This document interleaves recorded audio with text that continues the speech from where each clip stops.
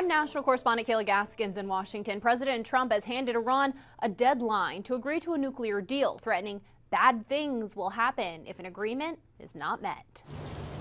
President Trump giving Iran what he calls a final window, 10 to 15 days, to strike a nuclear deal with the United States. We're either going to get a deal or it's going to be unfortunate for them. Deadline firm to make a deal?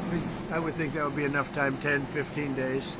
Pretty much maximum. The end goal for the U.S. is to permanently prevent Iran from developing nuclear weapons. Trump now throwing the full weight of the U.S. military behind the maximum pressure campaign to force Iran to the negotiating table. I feel very badly for the people of Iran. They've lived in hell. Satellite images show what President Trump calls an armada of U.S. forces stationed near Iran. The blue squares represent naval assets, including destroyers and an aircraft carrier. A second is on the way. And the red dots show bases with attack planes and other air power.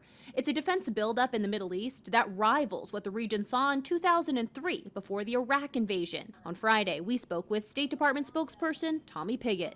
What's spurring such a tight deadline, though, for this deal right now? Well, the president's a deal maker.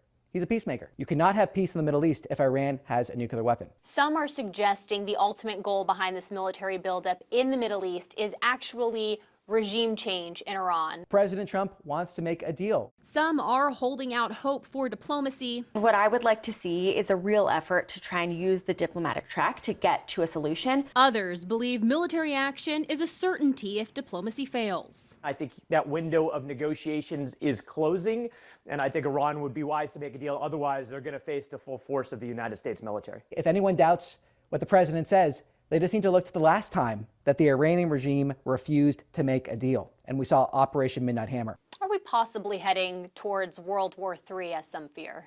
The president has brought about more peace than any president in history.